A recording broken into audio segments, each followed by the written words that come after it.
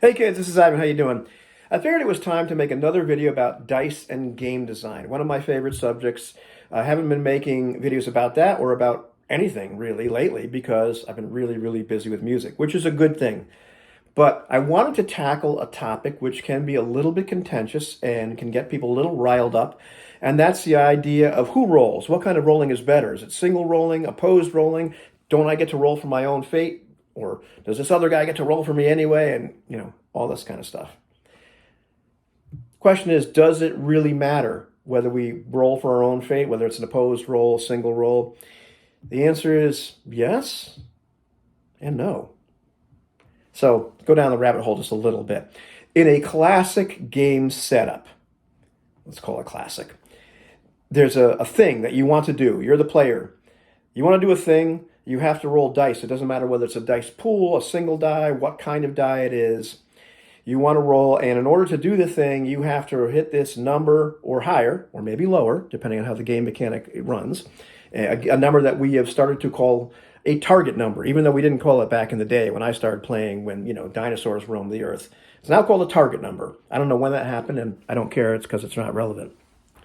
And you either succeed or fail or something else happens, but it's all a single roll.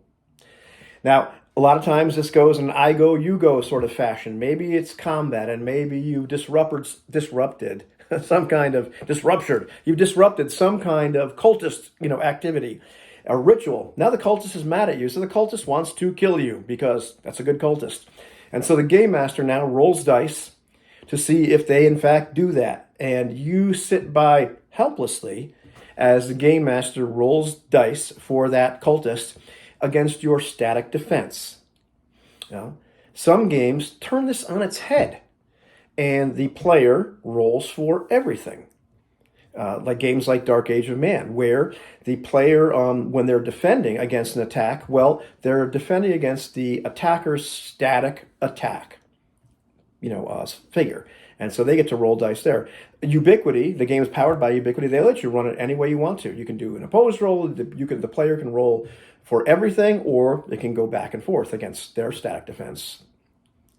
There are games like Circle of Hands, where when you're involved in a clash, well, everybody rolls at the same time. And we find out only one person, wins this clash, this opposed roll, and only one person does damage.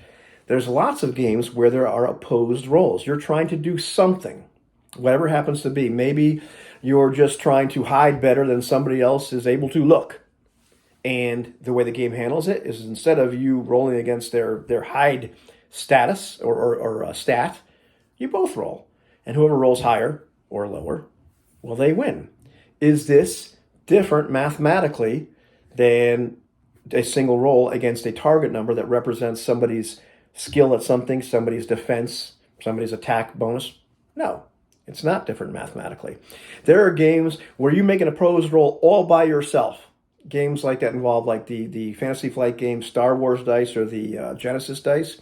You're actually doing an opposed roll all at once as the player. You're rolling the dice for your skill, and you're also rolling dice for the difficulty, different colored dice that represent the opposition or the resistance to what you're doing. In general, if you look at the formulas for all these opposed rolls, you find that they're no different than if you were using a static target number.